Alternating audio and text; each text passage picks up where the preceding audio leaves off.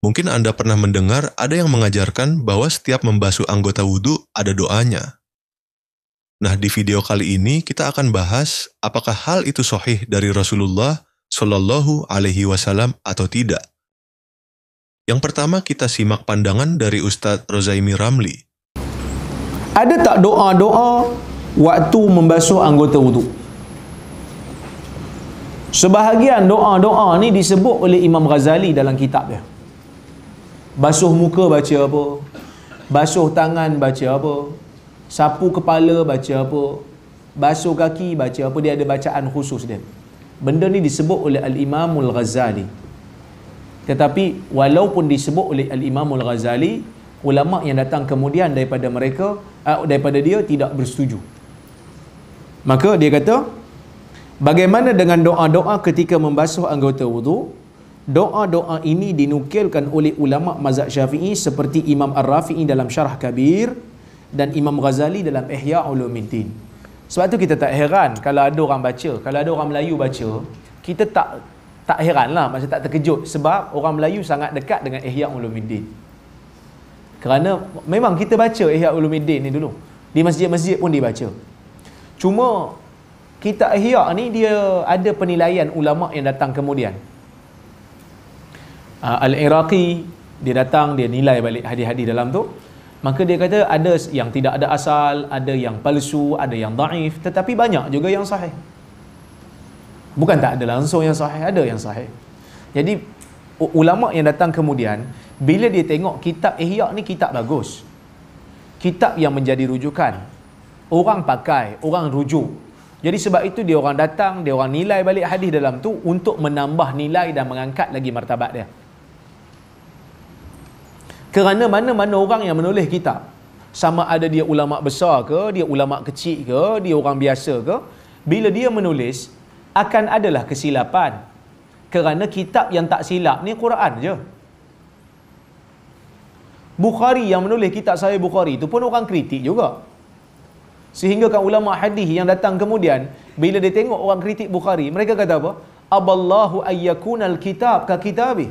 Allah Ta'ala tak akan izinkan ada satu kitab yang ditulis manusia macam kitab dia. Sebab itu orang kritik juga Sahih Bukhari tu. Orang kritik juga Sahih Bukhari. Jadi macam tu juga Ihya. Bila dia ditulis oleh Imam Ghazali, hebatlah kitab tu. Tapi ulama yang datang kemudian, dia tengok kitab ni bagus, orang baca. Apa kata kita tambah nilai dengan kita nilai hadis dia supaya orang tahu mana yang sahih, mana yang tak sahih, mana yang palsu, mana yang tidak ada asal. Maka sebab itu Al-Iraqi menulis kitab Al-Mughni An Hamlil Asfar fil Asfar. Dia tulis satu kitab, dijadikan kitab dia tu sebagai nota kaki kepada kitab Ihya Ulumuddin. Maka hari ni kalau kita beli versi Ihya Ulumuddin versi Arab, biasanya ada nota kaki daripada Iraqi. Iraqi ni bukan ulama kecil tuan-tuan. Iraqi ni ulama besar. Dia ulama hadis besar. Dia ada banyak kitab. Dia ada tulis kitab Tarhut Tathrib, syarah kepada hadis-hadis. Dia ada tulis kitab At-Taqyid wal Idah. Dia ada Alfiyah. Alfiyah ni 1000 bait menjelaskan tentang mustalah hadis, ulum hadis. So dia bukan calang-calang orang. Dia ulama besar. Kita sayang dekat Imam Ghazali, kita juga hormat dengan Imam Iraqi. Yang kritik tu Iraqi, pada-padalah nak bela pun. Kadang-kadang bila kita sebut benda ni, kita pula yang kena serang. Kan? Kapir lagi lah Rozaimi lepas ni kerana mengkritik Imam Ghazali. Bukan kita kritik, Iraqi yang kritik. Jadi Imam Ghazali sebut benda ni dalam kitab Ihya. Maka yang kritik siapa? Yang kritik bukan Rozaimi, yang kritik Nawawi. Dia kata apa? Wa ammad du'a al-madhkur fala aslalahu wa dhakarahu kathirun minal ashab wa lam yadhkurhu al-mutaqaddimun. Kata Imam Nawawi dalam Majmu', adapun doa yang disebutkan itu, doa setiap anggota, basuh muka, baca apa semua ni, menghadkan doa pada tempat-tempat yang tertentu. Dia kata adapun doa yang disebut tidak ada asal. Makna tak disebut dalam mana-mana hadis. Ya? Disebut oleh ramai ulama mazhab. Ulama mazhab Syafi'i ramai sebut. Tetapi ulama mazhab Syafi'i yang awal tidak menyebut. Yang awal-awal tak sebut. Yang sebut ni yang kemudian. Baik. Boleh tuan? Kemudian kita beralih ke Ustadz Abdur Rashid. Ya, yang pertama bahwa ada ya beberapa doa ya yang dikatakan seperti umpamanya Allahumma bayyid wajhi yauma tabyaddu wujuhu awliyaika. Wala tusawwid wajhi yani yauma taswaddu wujuhu bi zalamatika bi wujuhi a'daika. Artinya bahwa ya Allah putihkanlah wajahku ketika dia membasuh wajahnya. Ya Allah putihkanlah wajahku pada hari wajah-wajah wali-walimu itu engkau putihkan. Dan janganlah engkau buat wajahku itu menghitam dengan kegelapanmu, dengan cahayamu yang dengan cahaya gelapmu gitu, dengan cahaya yang gelap begitu pada hari yang kau gelapkan wajah-wajah musuhmu. Kemudian juga ada dikatakan ketika kita basuh tangan mengatakan Allahumma a'tini kitabi biyamini wa hasibni hisaba yasira. Ya Allah, berikanlah catatanku dengan tangan kananku dan hisablah aku dengan hisab yang ringan. Tapi kata para ulama, di antaranya Imam Nawawi mengatakan ini tidak ada doa ini. Sama sekali doa-doa seperti ini tidak ada datangnya dari Nabi sallallahu alaihi wasallam. Jadi ini hanya dibuat-buat orang saja dan ini perkara yang diada-adakan. Makanya kata para ulama tidak ada ya doa-doa khusus yang dibaca ketika kita membasuh wajah atau tangan atau anggota wudhu secara umum.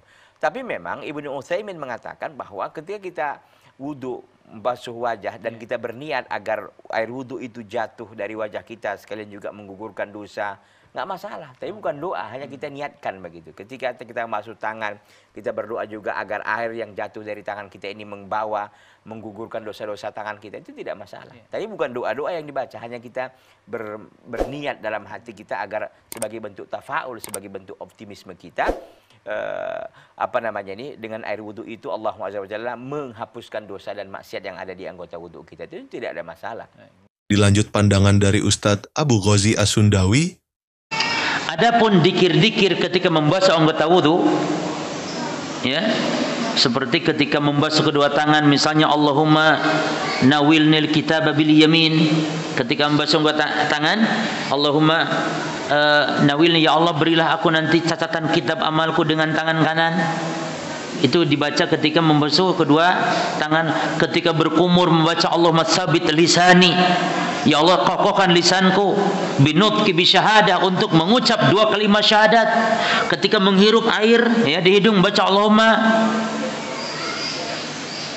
istashqini raihatal jannah, ya Allah berilah aku ciuman aroma surga.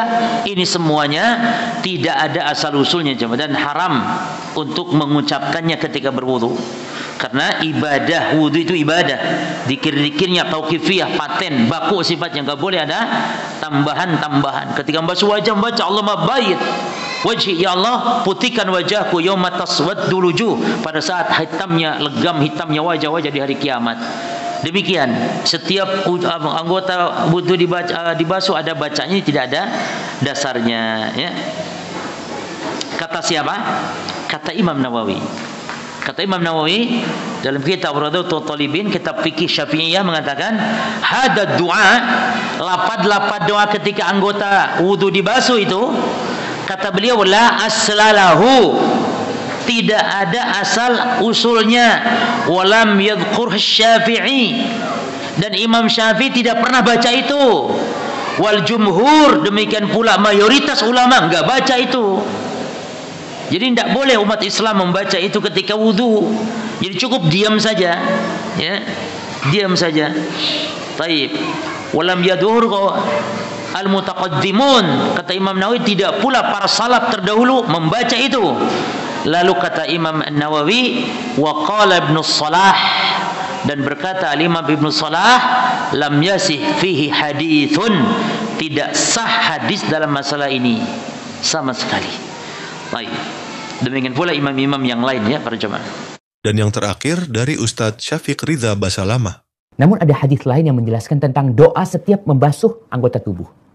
Kalau ketika basuh wajah, kita baca doa astagfirullah, mungkin kemudian ya Allah hapuskan, ampuni dosa-dosa yang dilakukan oleh mataku ya Allah. Ketika nganu tangan ada doanya tersendiri. Itu hadisnya tidak sahih yang Anda ketahui. Jadi ketika orang berwudu baca bismillah, kemudian dia berwudu. Nggak ada zikir yang sahih untuk setiap organ di tubuh kita. Karena otomatis sebenarnya ketika membasuh wajah, kata Nabi SAW, dosa-dosanya berguguran. Ketika tangan, begitu pula dosa-dosanya berguguran. Ketika kaki akan berguguran secara otomatis. Ketika wudunya lillahi ta'ala. Jadi yang Anda tahu tidak ada bacaan yang sahih untuk setiap anggota wudu itu. Tapi ada hadis-hadis dhaif disebutkan ada. Tapi kita amalkanlah yang sahih yang diajarkan oleh Nabi SAW. Hadza wallahu a'lam bissawab.